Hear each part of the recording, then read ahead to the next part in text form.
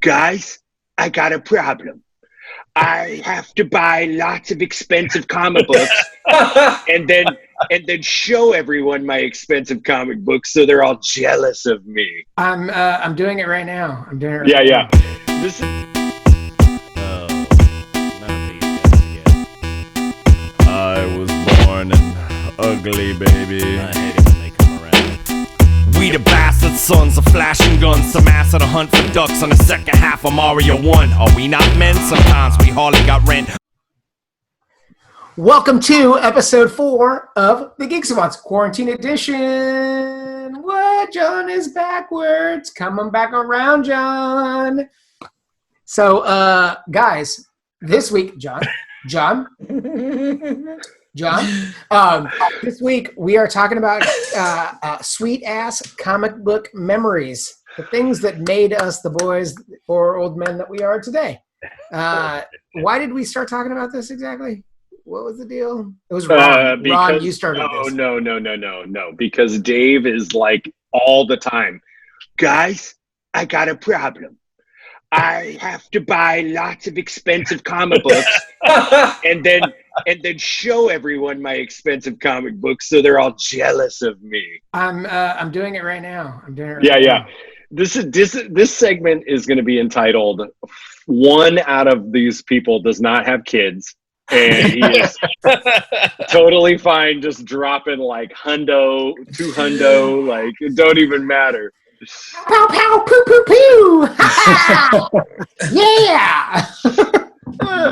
Yeah, it's been great. It's been weird. I don't know if here's the thing. Okay, here's my question to you guys. In your normal everyday life, is $100 a lot of money? Like $100, like if you're going to buy a comic book for $100, should you be like, out of your mind, fuck you, no?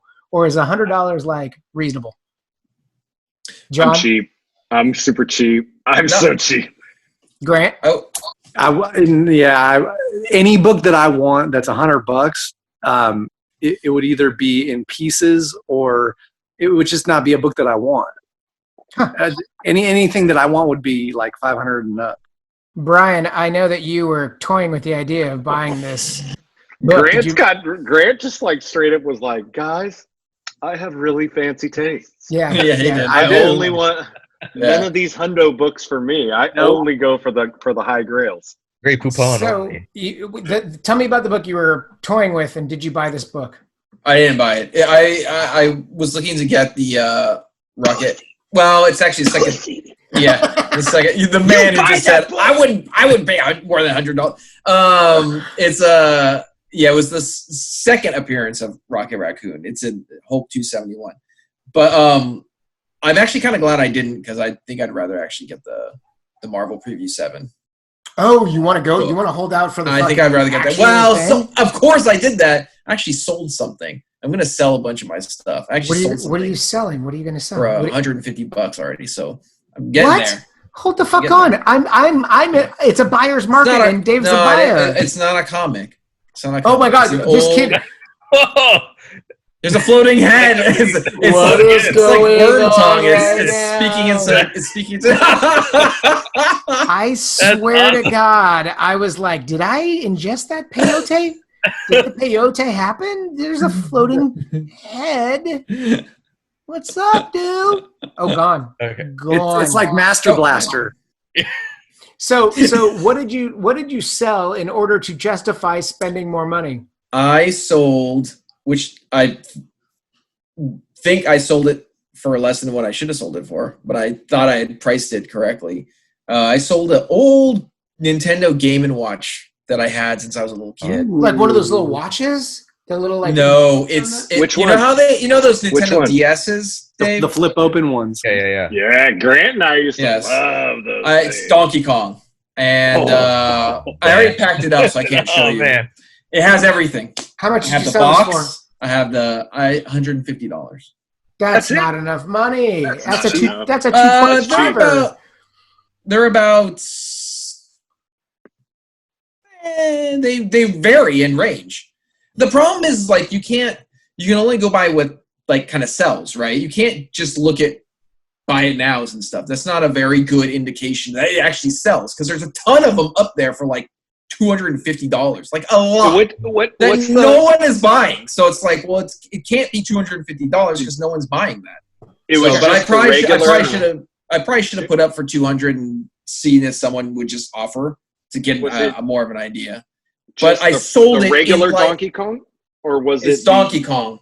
It wasn't regular Donkey Kong. Donkey Kong 2 was the other one, right? The brown one. No, it was regular Donkey Kong. Oh, okay. It's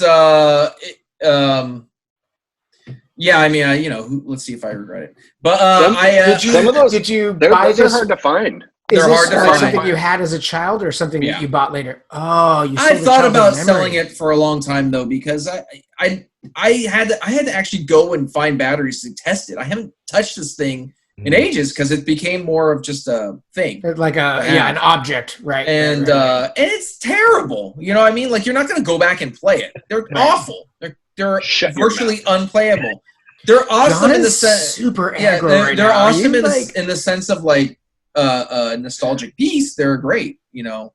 Yeah. But it was getting to the point where I was like, I kind of wanted to sell it. I've been wanting to sell it just because, you know, it's another thing that I do nothing with, that I keep in a box so I can enjoy it in a box.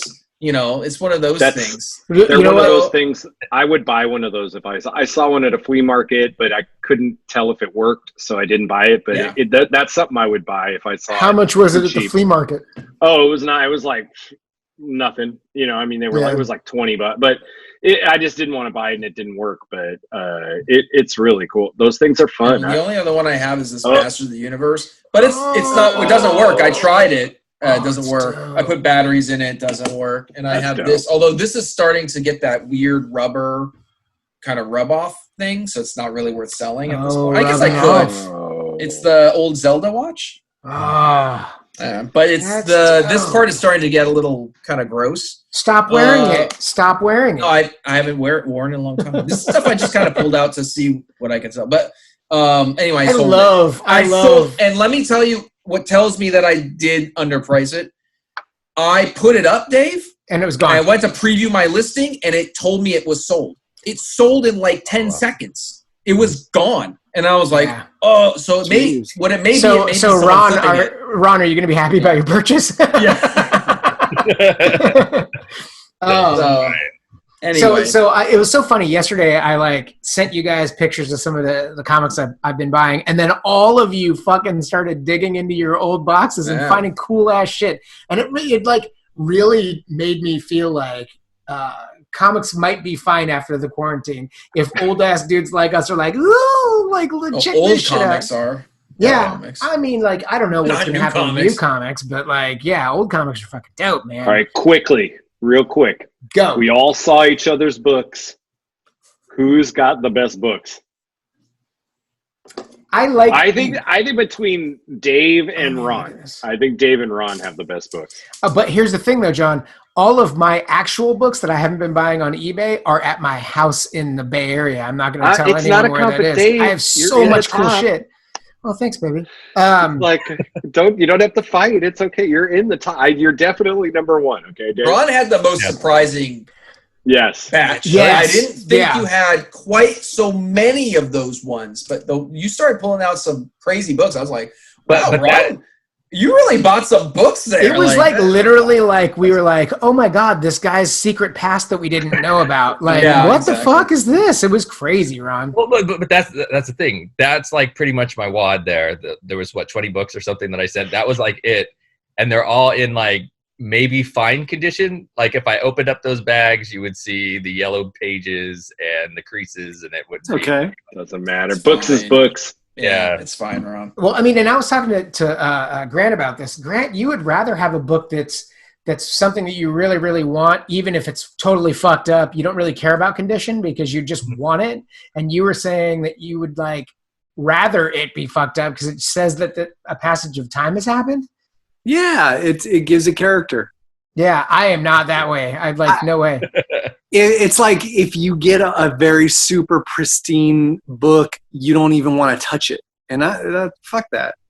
Yeah. Well, I mean, but here's the thing about I figured out about buying books online. If it's a key book, like a Grail book, I don't want it unless it's graded, because I don't want to spend money on what someone thinks it's worth. And you know what I'm that's saying? tough. Like, that's get the that. tough part. But where are you staying, John? I don't know. I was to say about I love, like, I have an old Fantastic Four that like has no cover, but I love it because it's like one of the oldest books I own, Yeah. and I just think it's like crazy that like it's like something has got. This is why I love old toys, and I don't care if an old toy is beat up and it's broken. It doesn't matter to me because I just am stoked that it's made it as far as it has and it's not destroyed. So I don't care if I get some of the, like, I'm looking at Ron's books. Those look like gold to me because, I mean, they're intact. They're not like ripped to shreds. So What's so funny too is like, that's the thing is like pictures always like, I don't want to say pictures are misleading, but like pictures don't tell But you look what at condition me. is. But look at this. Pictures are misleading.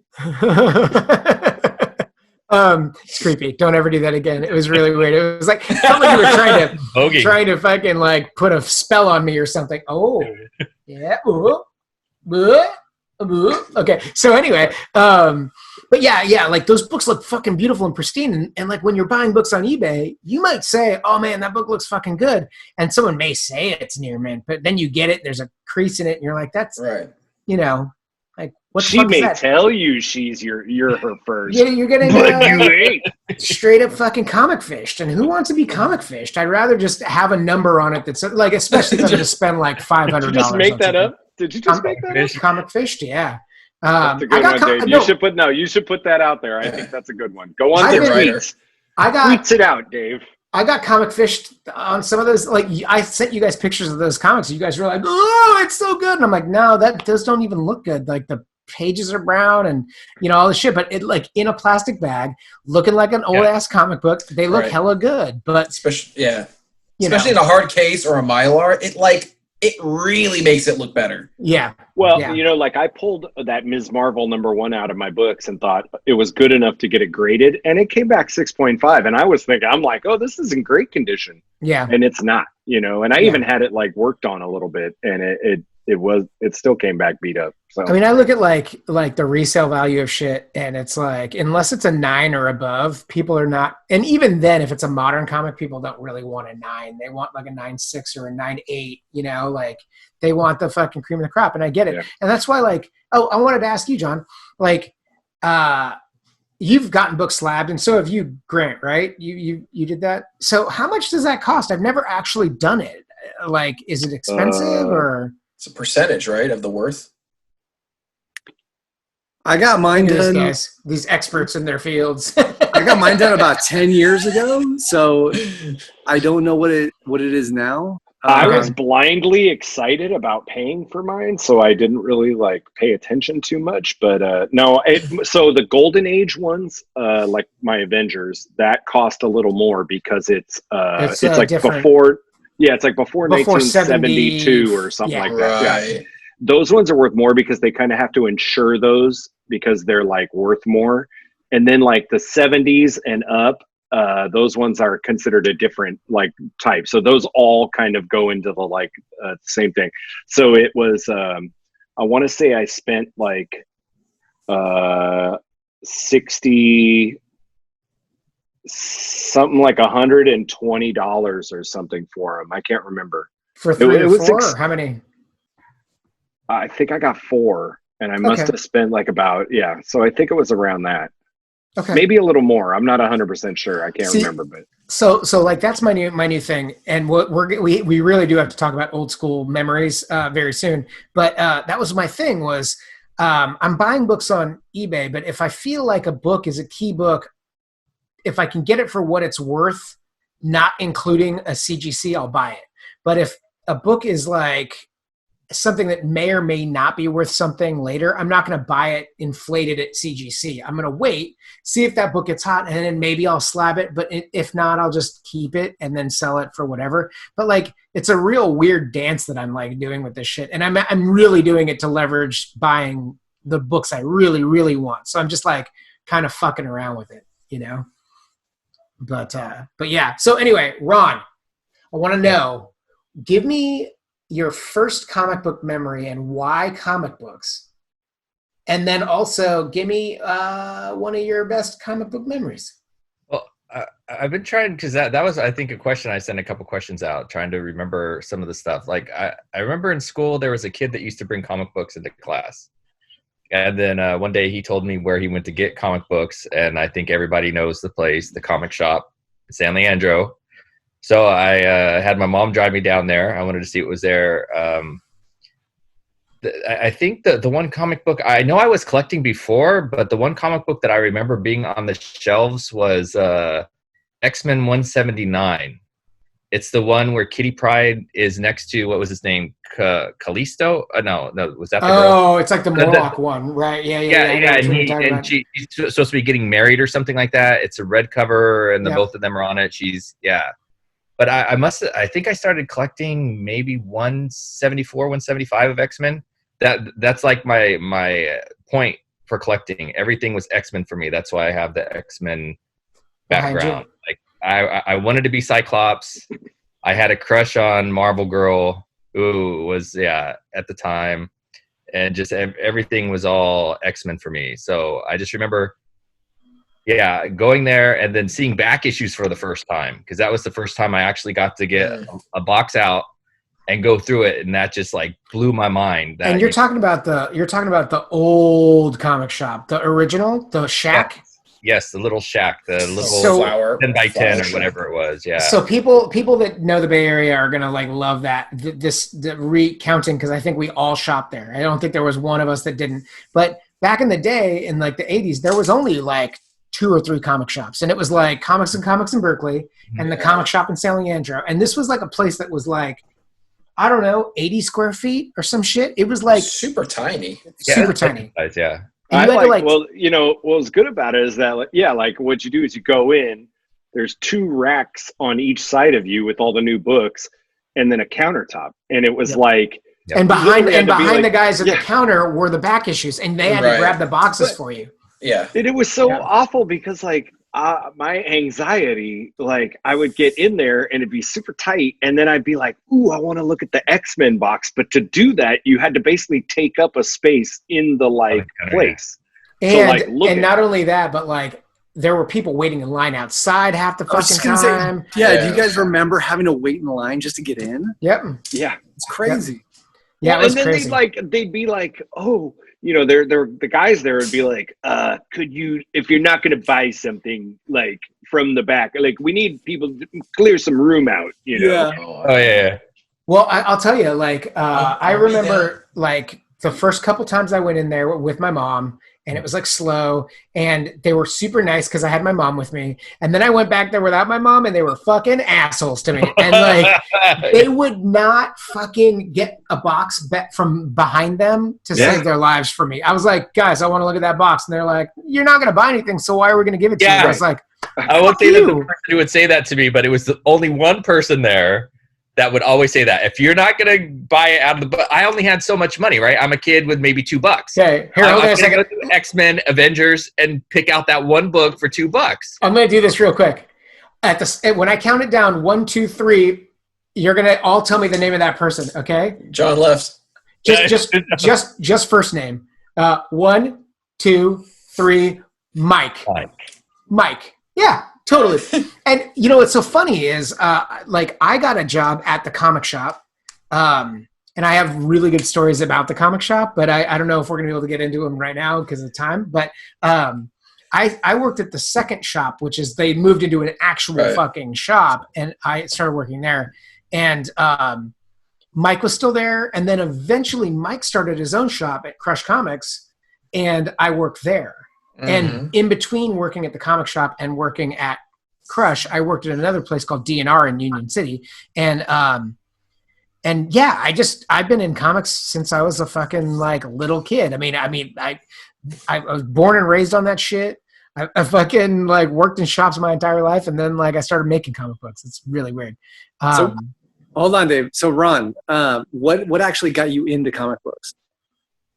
It was just that one classmate with the X-Men comics, just seeing the X-Men. That kind of just blew my mind. What grade was it? Do you remember? It was 384. So that we'd been 10. What's 10? Fourth? Is 10 fourth grade? Third. Something like that. Yeah. I think like fourth grade. Yeah. Fourth grade. Yeah. Okay. Yeah, do you guys remember Jelly's Fun Stuff? Do you guys remember Jelly's? Mm-hmm. I know the name. I don't think I ever went there. But So that was the place this is like my biggest comic regret is that was like almost like a thrift store bookstore. It was like a used bookstore and it was huge, fucking awesome. But like they always had books on the back wall. They were always awesome. And I missed buying a giant size X-Men one there for $35. yeah, and for I missed, cheap, right? Yeah. for cheap. And I missed buying a Cap 100 there for like $25. But when we were kids, $35 was like Oh yeah. $500 lot of money. It was like a lot of fucking money, which is why I didn't do it. Where was Jelly's Fun Stuff? Jelly's Fun Stuff was San Leandro, right? It's in San Leandro, but it was down more towards my house, John, and then not if you were driving from Hayward to In that the like comic place shop. where they had the music instrument place was in there Yes, too, right? yeah. That place was dope. I really regret not buying all my shit while I was there because there was plenty to do. But I was like a monthly comic book reader. I just read hundreds of dollars of new comics. So yeah. Ron, how did you get money to buy your books? Mowing lawns. Okay. The next door lady, I would be able to mow her lawn twice a month, and that was like. You make it sound so sexy. Oh yeah, I mowed her lawn. You're like Edward Scissorhands. I'll mow your lawn. And that was like $5 or $10 a month or something like that. So it wasn't much. So and that was my whole comic book allowance. Yeah, did you guys have allowances? Was that like a thing, or did you guys like, work hard for the money, or how did you guys get your comics? Yeah, I'm white, so it's spoiled. I mean, I grew up in the suburbs. Come on, I mean, they were like, I like "You that, want some money? There's some money." like white for you is synonymous with spoiled. I'm okay with that. I'm okay with that. I'm okay with that. you guys, Dave, Grant, how money for comics? Grant, what do you got? Stealing. So I never had an allowance. So right when I got into comic books, my older brother was about to have his bar mitzvah. And so he was getting regular checks for like, and he was getting cash in the mail, anywhere from $20 to $50. And I would intercept the mail daily. And I would, if it was cash, that was mine. And How did you discover that this was the thing? How did you like? Oh my god! You're like, oh, this is for Steven. Wow. I wonder if it's cash. Like, what is that? I knew it was happening. I knew he was getting a lot of stuff in the mail. Being firstborn, you get the most stuff. Like I didn't get as much as he did for mine, and my little brother didn't get as much as I did. So it's just how it goes. Well, now I feel really terrible for your little brother because that sounds like shit. Okay. That's how Jews do. To be fair, his little brother has had the most normal life, so it's okay. That's because he was in the wild at an earlier age than Grant, and then He was shielded more from the wild. Go ahead. A couple times I would raid my brother's comic stash and sell or trade them at the comic shop. You sound like my fucking brother, and he got fucking smacked down a bunch for doing some. Oh, stupid I did stuff. too. Yeah. Oh my god. So Brian, correct me if I'm wrong. Brian, you went to the comic shops with your dad because he was an avid fan, right? So like, was your allowance just a component of hanging out with your dad and buying comic books, or what? Yeah, I guess. I mean, I don't remember it being as regular of a thing, though, for me. Like growing like that young, like it wasn't a constant. I didn't go. It wasn't like a weekly excursion. It was probably more like a monthly excursion kind of thing, and then we'd go and get something kind of thing. So it was a little bit. Well, I mean, my memory is faulty anyway, so that's what I believe happened. Anyway, but that yeah. Something happened to me. I got dropped too many times, but it wasn't that. It wasn't like that often. Not at that time. It didn't. It wasn't until like later when it was more frequent of visits and kind of like starting to get into more of that like obsessive collecting at a later time. But in the beginning, it was way less. But I remember getting some fun stuff. I still have some stuff from that old comic shop excursions. So, my mom used to take me out, like, I think it was at one point it was like once a month, and then it was like twice a month. But like, I still have, and I was about to go run and grab it, but I still have like Japanese import toys from when I was a little kid. And it was like, I wasn't able to spend more than like $10 at a time, but I went back to like this place called Iron Horse in Vallejo. I don't know if you guys ever remember that place, but it was like a Japanese toy import place. And I did a layaway on a Macross Robotech toy. Macross, right. But it was $40 and $40 seemed like so much money at the time. And now that toy is worth like $1,000. It's just fucking old. But I kept it. I opened it. I played with it a little bit, and I put it back in the box, and I've had it forever. But then comic books. I never did that, not once, with any toy. Well, Never. I mean, you were breaking them out of the package in the store and shoving them in your pants. So You couldn't put them back. They never had the box. Yeah, you never had the box. Wait. They came in packages? Right. I didn't know that. I didn't know that. So, John, what was your first comic memory? Like your first comic that you were like, I'm in love with this. This is the thing that I'm going to be. It's going to be with me forever. Well, let's see. I actually have the cover for it in my screen right here. Let's see. Oh, Sloppy Midget Grandma porn? Oh, geez. Wrong one. Hang on. That was the wrong screen. I mean, I think that your life has taken a left turn. Nice. Yeah. Sorry, guys. No. This issue right here of Iron Man 114, I specifically remember this was the issue that I fell in love with, like, comic books. Was Like, it the this- S&M Bondage, the Avengers Must Die villain that got you, or what? Because that looks creepy. This dude is like a nothing. He's a character that came up and then like appeared in like one other episode. Hello. So that was it in one thing. That was it. He wasn't really, but what was good about this is that all of the Avengers are in this book. So this was like, although it was an Iron Man book, what was really great about it is it introduced me to the everything Beast. that you needed. Yeah. Yeah, Beast, Wonder Man, obviously Yellow Jacket, all these guys. So I got to see all their powers. And it was like, even though I liked Iron Man, I was like, oh, I got to go get Avengers now, And so What's that funny was is growing up, you were not the biggest Iron Man fan. no. Was anyone an Iron Man fan? Was anyone? I really liked him. Really? I really liked Iron Man, yeah. Huh. It's funny, Grant, because some of the Wow. first issues that I had were Iron Man books, though. Like, I don't know why. It was like that was some of the earliest stuff I read. I mean, I was reading like all about, Tony Stark and Madame Mask and stuff like that. And then, I think once it got, although I did read Armor Wars, I was into it during the Armor Wars stuff. Who Yeah. wasn't into Armor Wars, man? It was still like Bob Layton, right? That was know, like, Bob you look at Layton. that shit and you're like, oh my God, Yeah. it's so good. Oh, Yeah, so that book like there pushed me in. But then this guy over here, old Baldy McCancer, he's the one that like once I met him, and then he showed me the world of the comic shop. You were his 50 Shades of Grant right there. He opened the Right. world up to me. I loved it.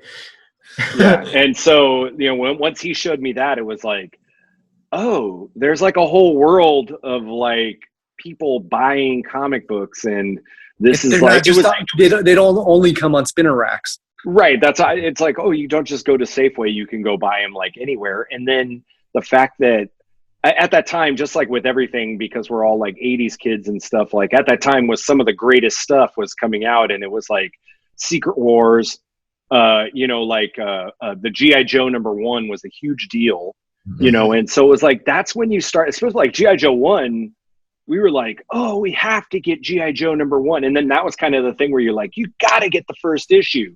And then, it was really interesting. I, of course, was like Dave, though. Although I had the opportunity probably to buy all these old books, I never once really was like, I need to go buy X-Men 1 or something like that, It's such a bummer because I have friends that did, and I'm tempted like to catch up with them and be like, you want to sell me your shit? Because I mean, like Jay Bodis has a ton of.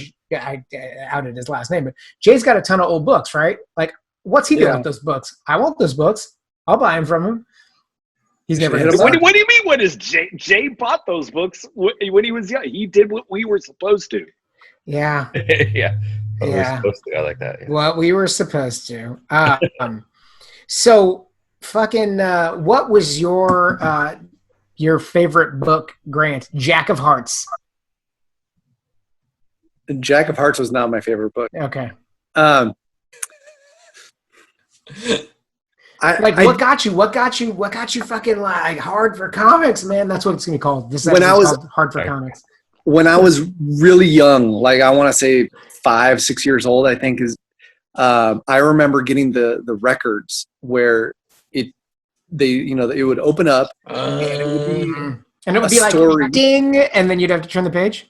Yeah. Yeah. Well, no, they didn't even come with the comic books. It was just like a fold out cover, so it would have some of the story in the cover, but it was mostly just you listen to this fucking record. And I remember having an early Neil Adams covered Batman with Man-Bat story, and then a really early Spider-Man. I read the shit out of that Man-Bat Neil Adams story. Was that the one where like it's his baby was in there too? Do you remember that? I don't remember a baby. I remember it was pretty freaky though, at being that young and like seeing that scary ass Man-Bat. So like those things really, I loved Spider-Man and Batman the most when I was really, really young. And then my older brother, Steven, he started collecting comic books, and then I would read his and get beat up, and and then my dad would always bring home Mad Magazine, and every once in a while he'd throw in a Spinnerack Spider-Man or just some random comic out of the blue, and I would read the living shit out of them. So that's what really got me into them.